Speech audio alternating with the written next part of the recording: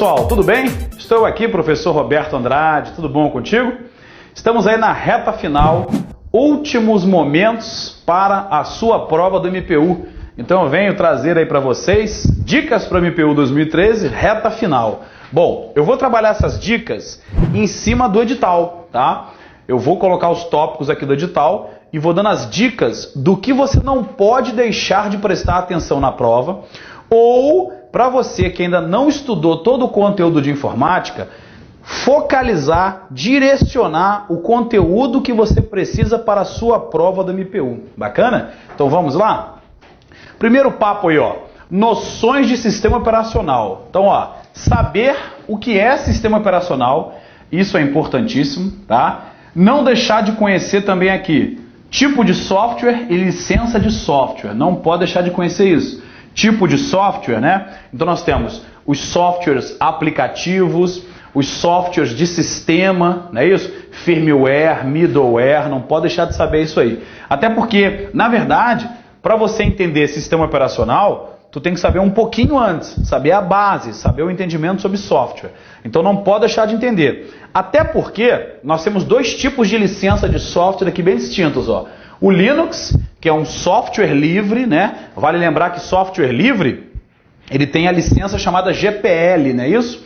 Licença Pública Geral, que tem 4 liberdades. Quais são elas? Lembra? Liberdade o quê? De usar o programa para qualquer finalidade. Liberdade de redistribuir cópias livremente. O que mais? Liberdade para poder o quê? Manipular e estudar o programa. E a quarta aqui, que é o quê? Que é justamente você o quê? Aprimorar o programa, tá? Então, licença GPL associada a software livre. Software livre em prova recebe que nome, professor? Nome de Open Source, tá? Não confunda software livre com freeware. Freeware é outra categoria de licença, tá? No freeware, a gente pode usar de graça, pode redistribuir cópia, porém não tem acesso ao código-fonte. Lembra disso? É importante você lembrar que o Linux é um sistema operacional que atende a qual licença? Licença de software livre, licença GPL. Bacana? Vale lembrar também o quê? Que o Linux é um sistema operacional que tem interface gráfica e interface em modo texto, tá? Quando a interface é em modo gráfica, é a interface GUI, G-U-I, não é isso? Quando a interface é em modo texto, é a interface CLI, tá? O que é importante estudar no Linux? Ó, coisas que você não pode deixar de estudar. Primeiro é a parte básica, tá? O que seria essa parte básica? São as distribuições, tá? Distribuições ou chamadas de distros. O que é uma distro? O que vem numa distro? Em especial, ó, Ubuntu. Bacana? Não deixar de saber, Ubuntu, já escutei muito nisso, professor. Durante as aulas eu escutei do Ubuntu. Ubuntu é uma distribuição Linux. O que é isso? É um tipo de Linux. Legal? Conhecer também as demais distros. Não em detalhes, tá? Não precisa tu estudar cada distro, cada distribuição. Só saber os nomezinhos delas, tá? Outra coisa, os ambientes gráficos, tá? Ambientes gráficos. Tá? Tudo isso na parte básica. Quem são os ambientes gráficos? Ó, KDE, né? GNOME, que mais? O Unity, que é o novo agora, tá? Do novo Ubuntu, desde a última versão para essa, tá usando o Unity, bacana? Entender que o ambiente gráfico também é chamado de gerenciador de janela, tá? Entender também aquele papo do gerenciador de boot, tá? No tocante ao boot, nós temos dois principais gerenciadores. Nós temos o Lilo, nós temos o Grub.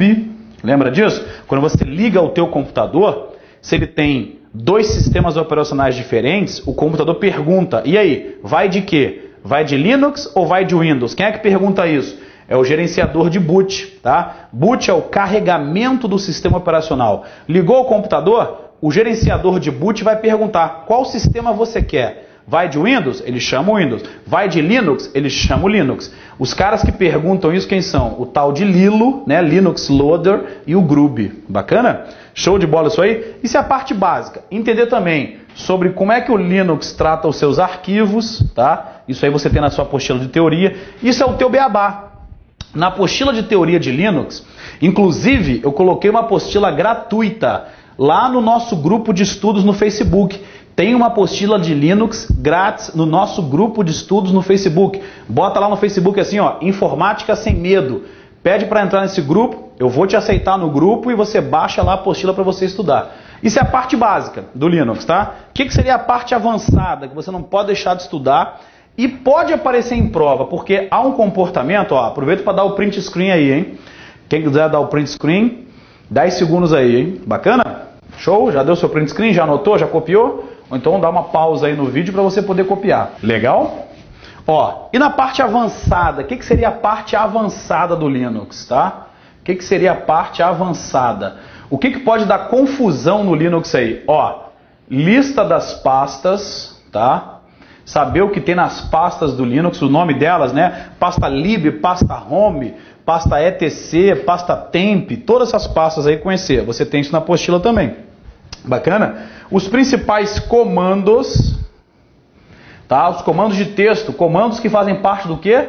Da interface CLI, da interface de texto. Tá caindo em prova isso? Tá. A CESP tá pegando pesado nisso, inclusive numa prova recente aí, tá? Polícia Civil da Bahia, se eu não me engano, tá? Recentemente, deve ter uma semana, aí uns 15 dias, cobrou comandos, tá? Então fique ligado nos seus principais comandos, lá tem na tua apostila de Linux também, essa que eu botei para vocês lá. O que mais? Também estudar aqui, ó, teclas de atalho, coloquei na apostila para vocês também, tá? Teclas de atalho, isso aí é importante você conhecer também, tem que dar uma olhadinha nessas teclas de atalho, tá? E que mais aqui, ó, permissão de arquivo, tá? Permissão de arquivo. Então, ó, estudou isso? Estudou essa parte aí? Acabou Linux, tá? Acabou o papo do Linux. Estudou o básico, estudou o avançado, é uma apostila pequena, ela é magrinha, dá para você ler, pô, em 2 horas você lê a apostila toda, tá? Você estuda tudo. Então, essa é a parte que eles podem pegar no Linux. Por quê? Linux é coisa nova. Todo mundo gosta de usar o Windows, então as pessoas não sabem mexer muito bem no Linux, tá? Então eles podem, com certeza vai ter uma questão de Linux, tá? Ou comparando ele com relação ao Windows, tá? Ou cobrando alguma coisa específica, da parte básica ou da parte avançada. Legal? Tranquilo? Então 10 segundos aí para dar o seu print screen ou dar o pause e copiar. Legal? Professor, e da parte de Windows? Ó, o que eles costumam trabalhar na prova da parte do Windows? Ó, em especial, ó, parte básica. O que você tem que saber da parte básica? Você não pode deixar de entender. Primeiro, do ambiente gráfico, né? Aquele papo de janelas, tá? O papo do Windows Aero, tá? O Windows Aero. O que é esse papo do Windows Aero? O Windows Aero é o ambiente gráfico do Windows novo, do Windows 7, tá? Porque lembra que comentamos aqui dos ambientes gráficos do Linux? KDE, GNOME, Unity. Tem um chamado Window Maker que deixa o Linux a cara do Windows. O que mais? Fluxbox. Tem vários ambientes gráficos no Linux. No Windows 7, nós estamos falando do Windows Aero. É o ambiente gráfico do Windows Aero, tá? Aí aqueles recursos novos que eu comentei com vocês nas aulas, tá? Saber o que é. Aeropeak, né? Aeroshake, aquele de balançar a janelinha, né? Saber todo esse Aerosnap, aquele de grudar a janelinha no cantinho da tela para poder o quê? Para poder separar a área de trabalho em duas janelas distintas, legal? Então isso seria a parte básica. O que mais da parte básica? Operações com arquivos, tá? Operações com arquivos. O que é isso que você tem que estudar? Todas as maneiras de copiar, excluir, renomear, tá? Aquele papo da lixeira. Quando joga na lixeira, se é, por exemplo, menu arquivo, opção excluir, vai abrir a caixa de diálogo perguntando se vai ou não vai para a lixeira? Sim ou não? Sim, vai abrir. Por exemplo, clicar no arquivo e arrastá-lo para a lixeira. Quando você solta o arquivo na lixeira, ele pergunta ou não pergunta se quer jogar na lixeira? Não, não pergunta. Essas diferençazinhas básicas são trabalhadas também pela CESP aí, tá? Aquele papo do shift. Muita gente pensa que o shift, só o shift del, joga fora sem passar pela lixeira. Cuidado com isso. Shift e quaisquer uma das 5 maneiras lá que você utiliza para jogar fora, né? Arquivo, menu arquivo, opção excluir, né? Que mais? Botão direito do mouse vai abrir aquela janela chamada menu de atalho, menu de contexto ou menu rápido, escolher a opção excluir. O que mais? Pressionar del, botão excluir da barra de comandos, tá? É essa barra aqui, ó, para quem não lembra, aqui, ó. Ó aqui o botão excluir aqui, ó, que fica lá na barra de comandos, ó, o excluir aqui, ó. Tá vendo, ó? Dentro da opção organizar, tem a opção aqui excluir. Tá vendo, ó? Então, pegou esse lance? E a quinta maneira, arrastar ele para a lixeira. Então, notem o quê? Todas as 5 maneiras, se você pressiona Shift, vai estar jogando fora sem passar pela lixeira. Questão básica aí, sempre aparece no ACESP. Isso no tocante ao Windows, a parte básica, tá? Operações com janelas, arrastar, mover e tal. Windows Aero, ambiente gráfico. E operações com arquivos. Essas operações com arquivos, eu defino lá, ó, é o estudo do Windows Explorer, tá? Explorer. Bacana? Se você estudou isso, você está preparado para a parte básica. Qual seria a parte avançada do Windows para estudar? A parte avançada envolve painel de controle e os novos recursos do sistema. O que são os novos recursos do sistema? Ó, central de ações, né? Controle de conta do usuário, controle dos pais. Esses novos recursos de segurança seriam coisas novas a serem cobradas. Aquele papo da criptografia de BitLocker, tá? Dá um pulo lá em painel de controle, dá uma olhada no painel de controle.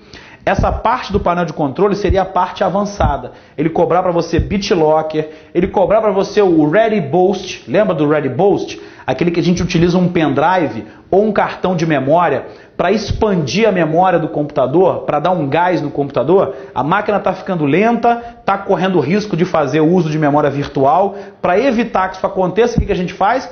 A gente coloca lá um cartão de memória ou um pendrive para dar um gás na máquina, é o chamado Ready Boost. Então, essa parte avançada seria o estudo aí do painel de controle. Então, dá uma olhada no painel de controle e vê as novas funções, em especial, novas funcionalidades do Windows 7. Papo do BitLocker, Ready Boost, esse papo todo, controle de conta de usuário, tá? Controle dos pais, né? Aquele papo do administrador determinar o que pode ou não pode um usuário padrão, tranquilo? Show de bola? Então, essa aí é a parte que envolve sistemas operacionais. Vamos para o nosso item 2. 10 segundos aí para copiar, ou dar o seu print screen, ou pausar e anotar no caderninho. Bacana? Então vamos lá para o próximo. Item 2. Edição de texto, planilhas e apresentações. Então vamos ver esse papo aí. A CESP foi bem generosa em cobrar só o quê? Em cobrar somente o ambiente LibreOffice. Tá? LibreOffice era o antigo BR Office. Tá? A partir da versão 3.3, o BR Office virou LibreOffice, tá? Mas os mesmos programas lá. Então, na edição de textos, tem que entender lá o Writer, tá? Editar o texto, os ícones, né? O que cada um deles aqui você tem a trabalhar importante. Na edição de texto, o trabalho com o Writer. O que você tem que saber do Writer? Principais funções nos menus, tá? Isso é complicado na prova, quando ele fala assim, a opção navegador encontrada no Writer é localizada em qual menu?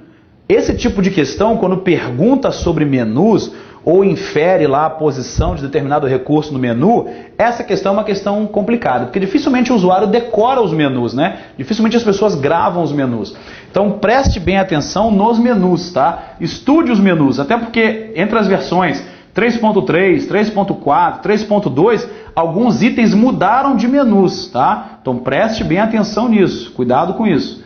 Planilhas, ó, quem é o cara aqui, ó? É o Calc, tá? No Calc, o que você tem que estudar? Duas coisas, fórmula, tá? Atenção especial nas fórmulas e funções, aquelas fórmulas como média, né? Os sinais e operadores, soma, subtração, divisão, tá?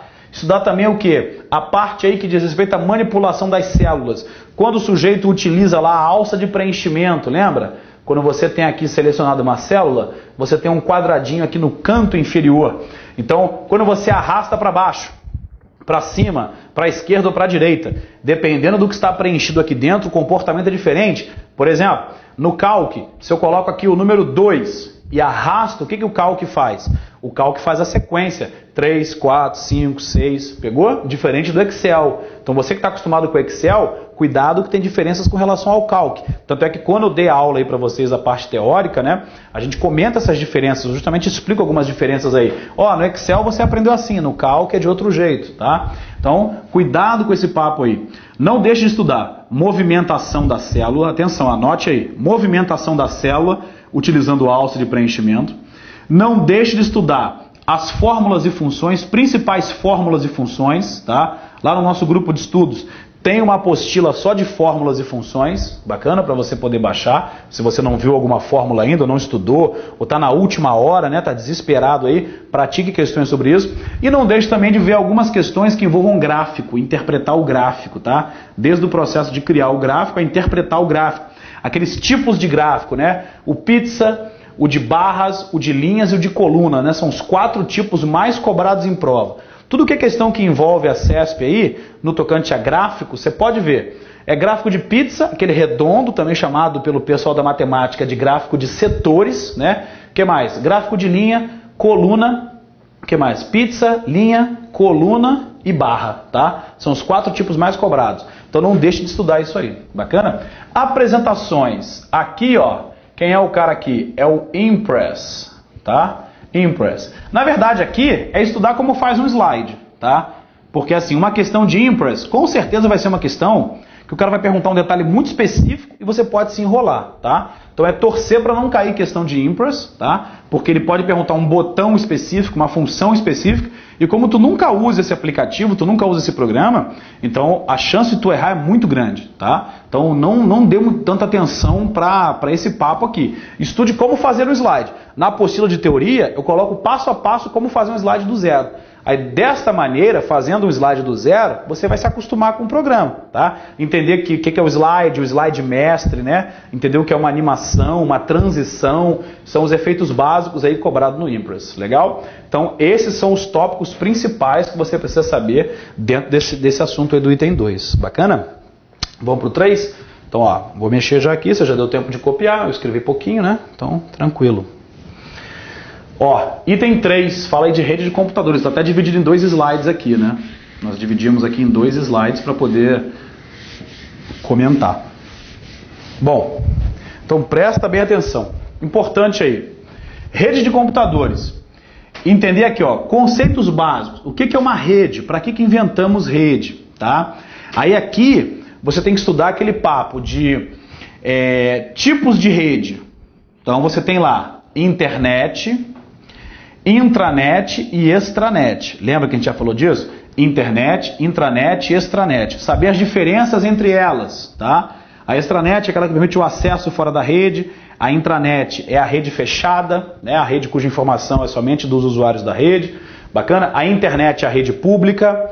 Aí para a extranet, você acessar a intranet, nós temos uma tecnologia chamada VPN, né? Você saber o que é VPN, que cria o tunelamento criptográfico, né? A gente comentou nas aulas aí, tá? Conceitos básicos.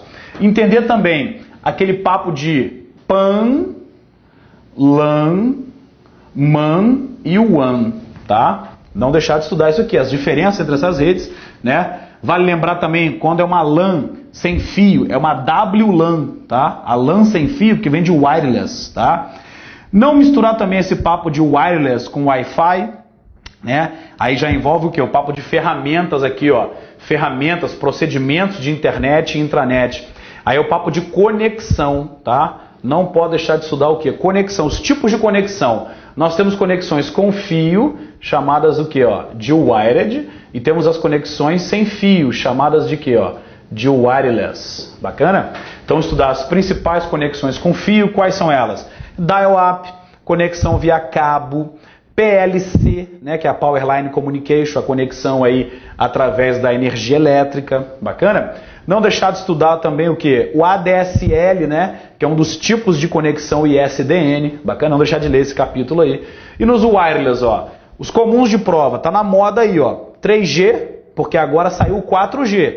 Então, com certeza, o 4G vai ser um assunto aí que eles devem cobrar em prova, tá? 4G, chamado de tecnologia LTE, né? O 3G é o GSM, terceira geração GSM, 4G, tecnologia LTE, né? Então prestar atenção nesse papo aí, bacana? Então tipos de conexão, o que mais? Bluetooth, né? Conexão via satélite, tá? Os principais tipos aí sem fio e Wi-Fi, né? Não deixar de estudar o Wi-Fi também, que sempre aparece nas provas aí da acesso, bacana? Então conceitos básicos.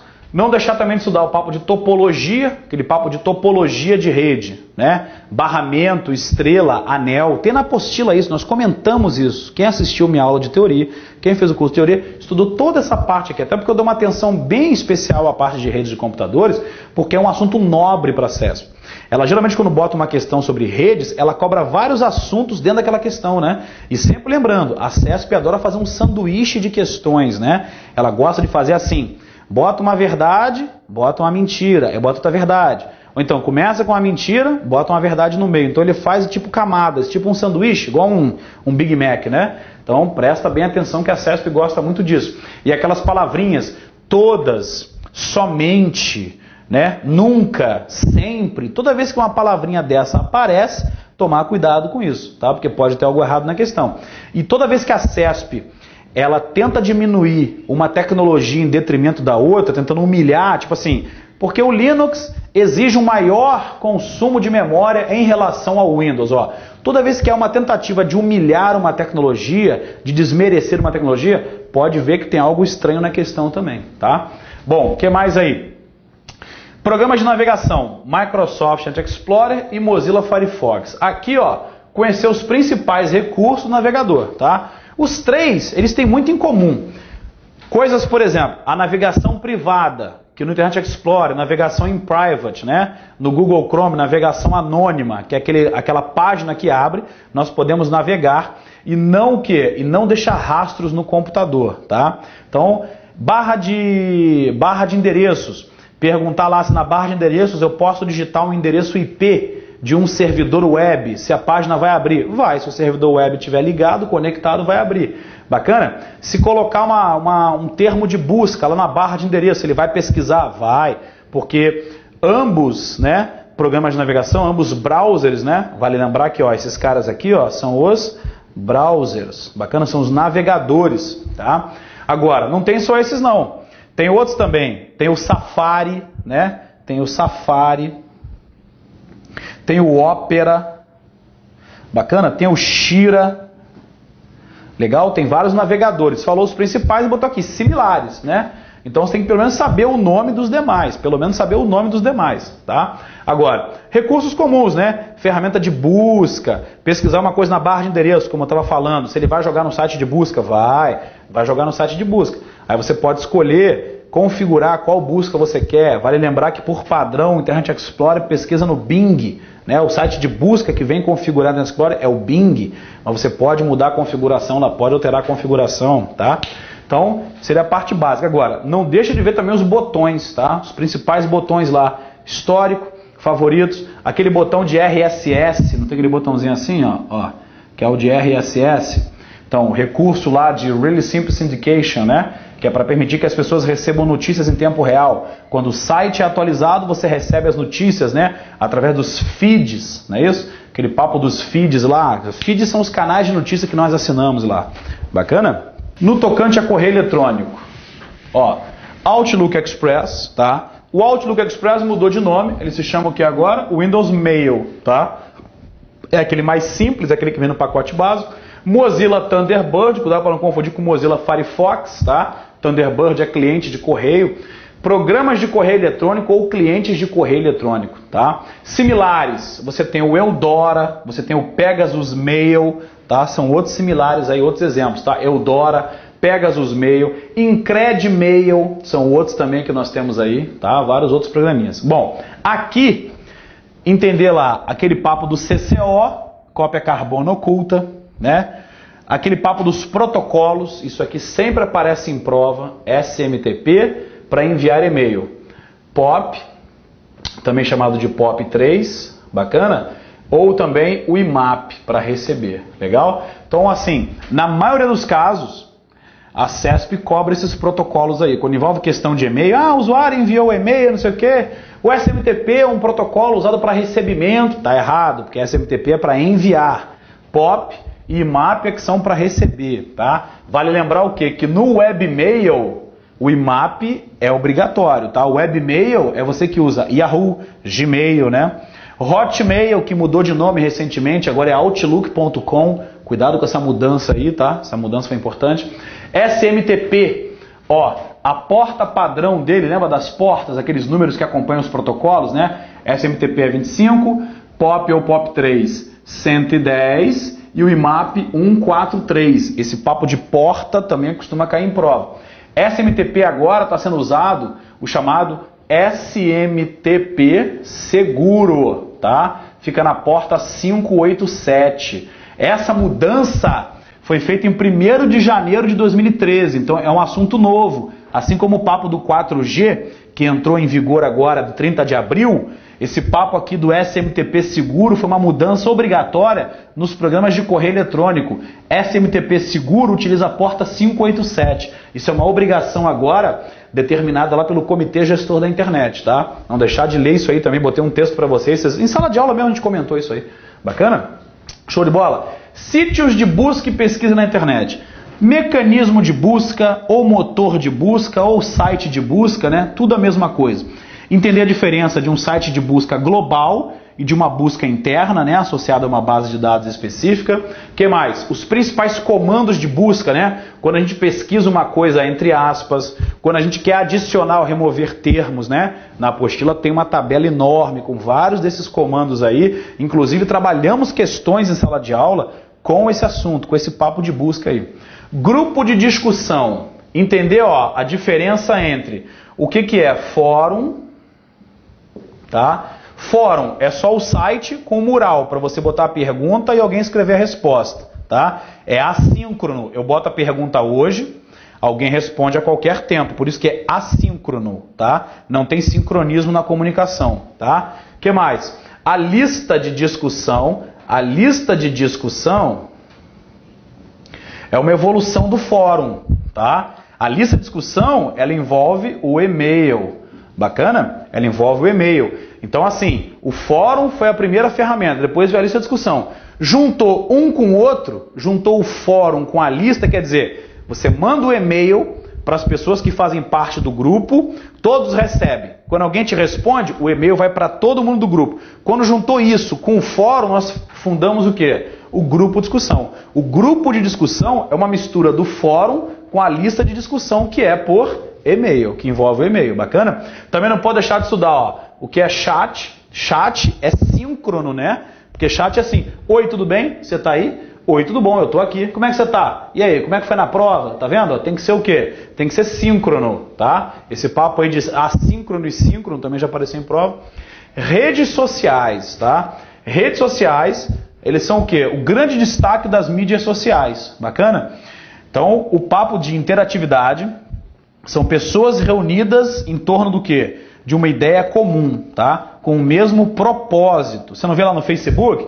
Tem a galera que curte os animais, aí publica várias coisas de proteção dos animais. Tem a galera que defende o casamento gay, aí publica lá sobre coisas de casamento gay. Tem gente que debate as questões políticas. Então, a rede social, lembra disso, é como se fosse um barzinho onde estão reunidas pessoas numa mesa e essas pessoas estão falando de um mesmo assunto, tá? Só que está cada um na sua casa e conectado pela internet. E as redes sociais têm o quê, ó? As redes sociais têm a facilidade de tirar a hierarquia. O que é isso? Ninguém é mais do que ninguém. Todo mundo é o quê? Todo mundo é igual. Então, você que está falando com o presidente de uma companhia, você conversa com ele de igual para igual, tá? Então, redes sociais, destaque importante em prova aí. Saber as principais redes sociais, né? Orkut, Facebook, LinkedIn, né? Sônico, Via 6, todas aquelas redes sociais. Eu tenho um artigo sobre isso, publicado lá na Folha Dirigida. Eu publiquei um artigo na Folha Dirigida sobre redes sociais, tá? Se eu não me engano, esse artigo também está por aí pela internet. Bota lá no Facebook, assim, ó, no Facebook ou no Google, o que são redes sociais, Roberto Andrade. Você vai achar meu artigo aí em outros sites também. Bacana? Computação em nuvem. Esse papo aqui, ó, peça-chave aí, tá todo mundo falando disso. Computação em nuvem, ou chamado de cloud computing. O que é isso? Uma empresa compra um servidor, instala os aplicativos, monta a rede, bacana. Aí bota um funcionário para tomar conta dessa rede, um administrador da rede, legal. Essa empresa, ao fazer isso, está gastando dinheiro, montando uma infraestrutura, daqui a uns 2 ou 3 anos ela vai ter que atualizar essa infraestrutura, então peraí, vamos parar com esse negócio de ter o software instalado localmente, as máquinas localmente, vamos agora sublocar isso na internet. O que é isso? A empresa vai e compra espaço na nuvem, armazenamento em nuvem, ela vai passar a guardar os documentos lá, vocês usam isso aqui direto, tá? Você que, por exemplo, parou de usar Outlook e está usando Yahoo, você está fazendo o quê? Computação em nuvem. Você entende que é um nome novo para uma coisa velha? Tá? A ideia é, pensa assim, pensa comigo assim, né? Computação em nuvem. Lembra do vovô, lembra da vovó? Tem até um amigo meu que ele fala isso, ele comenta isso. Lembra do vovô, lembra da vovó que guardava dinheiro no colchão? Então, você agora passa a guardar o dinheiro no banco, você entende? Você pode acessar em qualquer lugar. Você pode ir em qualquer caixa rápida e sacar o dinheiro, não pode? Agora, se estivesse embaixo do colchão, o que acontece? Você só conseguiria acessar se fosse lá embaixo do colchão. Pegou isso aí? Bacana? Então é importante você ter isso em mente, esse papo da computação em nuvem. Agora, computação em nuvem tem os níveis lá, lembra? Software como serviço, né? Infraestrutura como serviço, lembra disso? Então é importante estudar plataforma como serviço, lembra? Nós comentamos isso aí, tanto na aula de exercício quanto na aula de teoria, tá? Agora, não deixar de saber também essas diferenças, nuvem privada, tá? A nuvem pública, por exemplo, nuvem pública é quando várias empresas compartilham serviços em uma determinada empresa que oferece o serviço de hospedagem, de plataforma, tudo isso. A nuvem privada é quando só uma empresa utiliza aquele determinado serviço. E a nuvem híbrida é quando tem a mistura das duas nuvens, a nuvem privada com a nuvem pública. Legal isso aí? Tranquilo? 10 segundos para copiar, rabiscar. Legal? E vamos mais aí. Conceito de organização e gerenciamento de informações, arquivo, pastas e programas. Isso aí é aquele estudo que eu já falei do Windows Explorer, tá? Então estudar assim, aquele papo de unidades, né?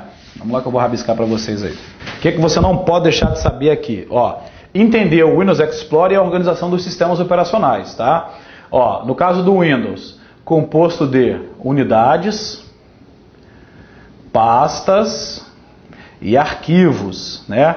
Aí tem que entender aqui, quais são as unidades? São as letras A, C, D, não é isso? As pastas, quais são as principais pastas no ambiente Windows? A pasta Windows, a pasta arquivos de programa, a pasta usuários, bacana? Arquivos, saber sobre os arquivos o quê? Regras de nomenclatura, o que pode e o que não pode num arquivo. Vale lembrar, ó, no XP, o nome de arquivo não pode passar de 255 caracteres. No Windows 7, 260 caracteres. Não podem ser usados os seguintes caracteres: asterisco, barra, contra barra, barra vertical, 2 pontos, interrogação, aspas, maior que, menor que. Bacana? Aquele papo das extensões de arquivo, depois do último ponto, vem um conjunto de 2 ou 3 letras, né, que identifica a quem pertence o arquivo, a extensão do arquivo. Se mudar a extensão, o ícone também muda, porque o sistema operacional passa a associar um outro programa, mas não significa que o outro programa será capaz de abrir o arquivo que você mudou a extensão. Legal? No Linux, né? Unidade não existe, existe uma pasta chamada raiz e tudo que vem abaixo dela são demais pastas, tá? Aí é aquele papo que eu falei, tem que estudar as pastas lá, o que tem em cada pasta do Linux. O Linux não tem essa conversinha de unidades, não tem isso não. Ele tem uma pasta chamada pasta raiz, tá? Bacana? Ele tem uma pasta chamada raiz e as demais, tudo que vem dentro.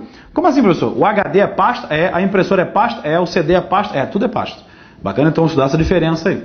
Legal, e no tocante a programas, a instalação de programas, né? Isso aí é painel de controle para você ver como é que instala e desinstala um programa lá no ambiente Windows. E na parte do Linux, a instalação de programas lá utilizando o assistente lá que permite a instalação de programas, né? No caso do Ubuntu, você que aprendeu aí como fazer aquele pendrive do Linux ou CD do Linux para experimentar o Linux sem precisar estragar o seu Windows. Lembra que eu falei isso aí?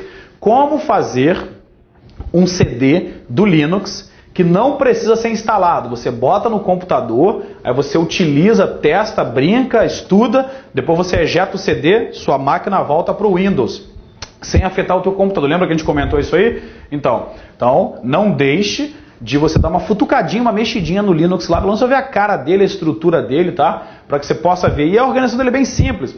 O que nós chamamos, por exemplo, de Windows Explorer, no ambiente Windows é o Nautilus, tá? É o Nautilus usado lá no Linux, tá? Então entender aí essas principais comparações, legal? Então já sabe aí, 10 segundos para rabiscar, copiar o da print screen, vou tomar um gole d'água, tranquilo? Então vamos mais. Ó, segurança da informação. Outro assunto que a CESP adora perguntar na prova, né? Porque tem um bocado de assunto aqui. Primeiro, saber os conceitos básicos da segurança da informação. No Brasil, segurança da informação, você encontra uma norma lá chamada NBR 27002, né, que a gente chama 27002.2. Essa norma, tá? Essa norma é a norma ou chamado de Código de Boas Práticas da Segurança da Informação. Já sabe que não tem que estudar a norma, né? Não tem que estudar isso, mas tem que saber os conceitos básicos. O que são os conceitos básicos? Confidencialidade, que é somente a pessoa autorizada tem acesso à informação. Integridade, a informação não pode ser alterada ou apagada, tá? Disponibilidade, a pessoa pode ter o acesso no momento que deseja, né? Então eu desejo ter acesso à informação, eu tenho acesso a ela na hora que quero, isso é disponibilidade. Também não confundir os conceitos de autenticidade e não repúdio. Autenticidade, saber quem é o autor da informação. Não repúdio, o autor não pode negar a autoria da informação. Então tem que conhecer esses conceitos básicos aí. Procedimentos de segurança, tá? Procedimentos físicos e procedimentos lógicos. Nós trabalhamos isso numa questão aí. Eu fiz uma questão com vocês, lembra que eu mostrei os procedimentos físicos de segurança, os procedimentos lógicos de segurança.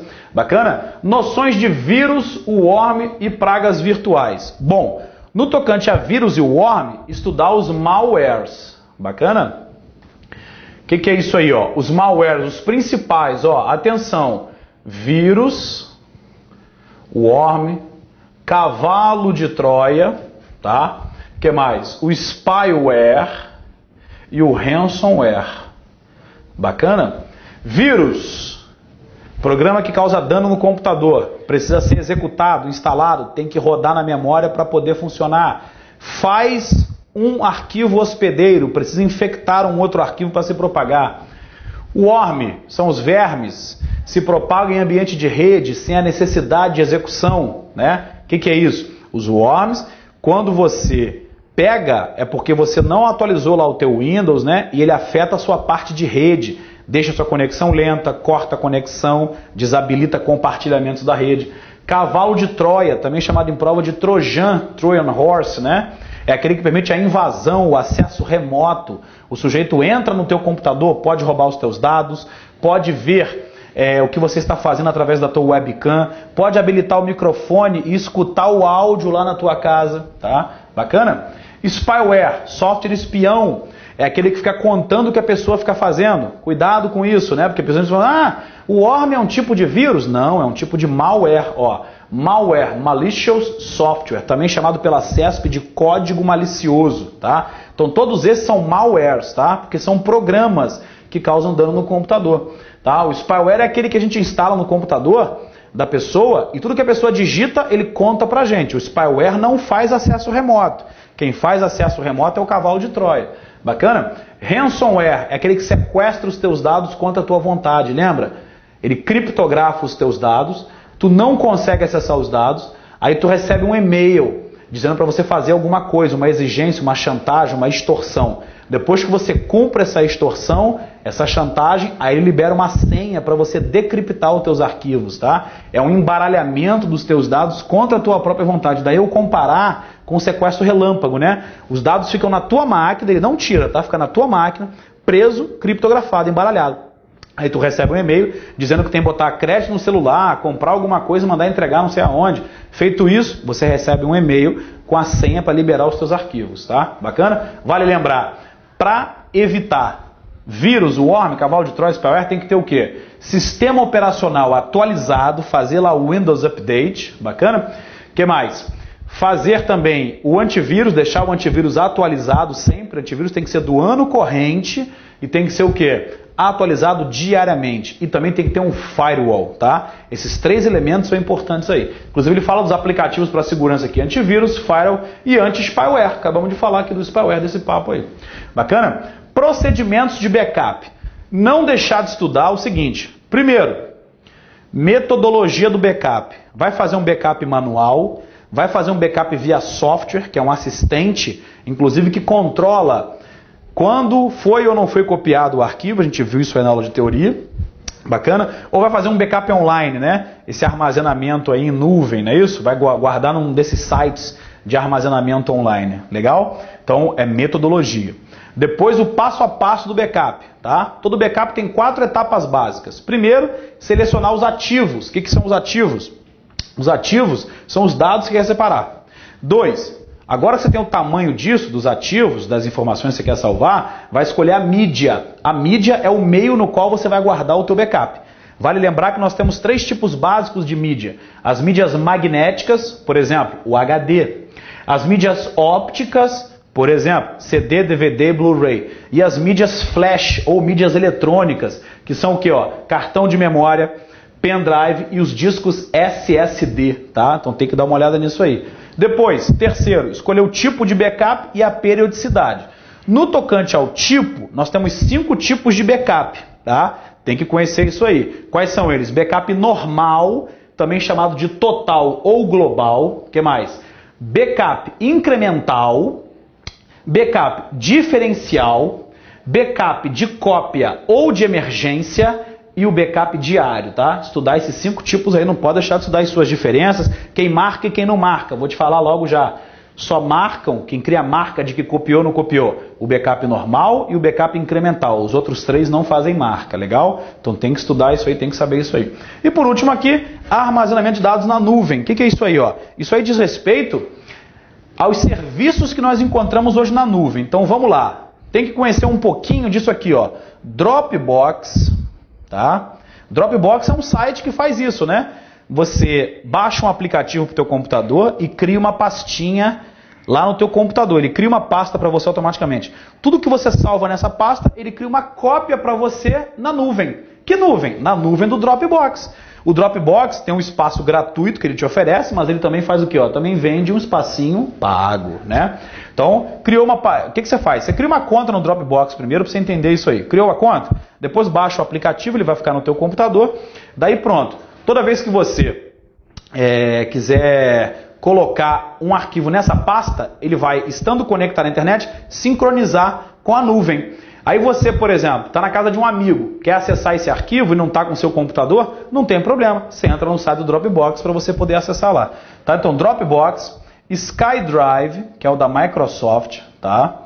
O SkyDrive, inclusive, permite a edição de documentos do Office, tá? Vale lembrar que você tem a opção hoje no teu Office, no teu Word, no teu Excel, de salvar direto lá no SkyDrive, para você poder editar em qualquer lugar pela web, tá? Não pode esquecer também do Google Drive, bacana? Google Drive, que também te dá um espaço lá para você armazenar e permite você também editar, tá? Editar os documentos, produzir os documentos e em vários formatos, né? Permite que você possa enviar um documento para lá, fazer o upload, trabalhar de qualquer computador a qualquer hora, né? Permite você compartilhar também com outros usuários através de e-mail ou através do link e permite você exportar, fazer o download desse arquivo em vários formatos, tá? Serviço do Google aí.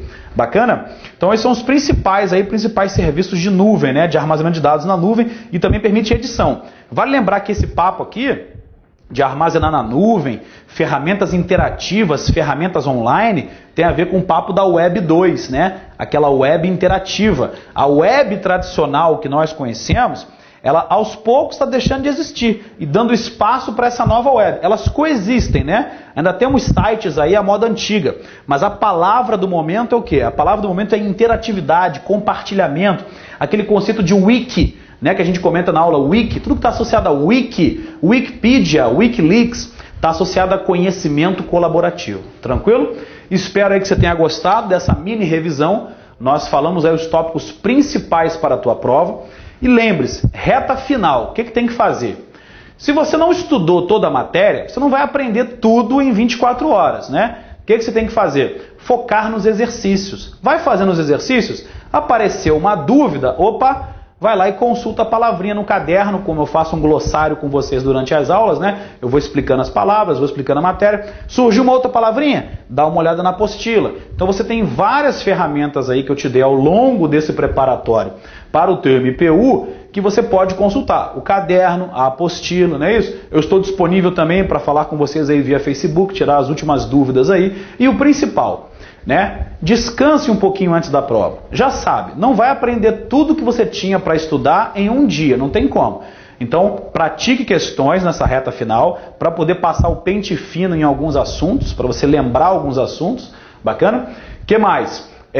Descanse. No último dia, nas vésperas da prova, sim, procure fazer algo que te faça bem, tá? Que libere endorfina para você. Então, assim, coma chocolate, saia para namorar, vá ao teatro, vá ao cinema, vá conversar com os amigos, fique com a família, vá ler um livro, faça alguma coisa que não tenha nada a ver com concurso, para o seu corpo poder o quê? Dar uma relaxada e chegar no dia seguinte, na prova, bem, tranquilo, sereno, para que você possa fazer a prova. Legal? Te agradeço. Muito obrigado por me permitir estar aí na tua casa, te ajudando nessa fase tão importante na tua vida, tá? Saiba que você é um aluno muito querido, uma aluna muito querida e eu estou torcendo por você. Um abraço e boa prova. Um beijo do gordo. Tchau, tchau.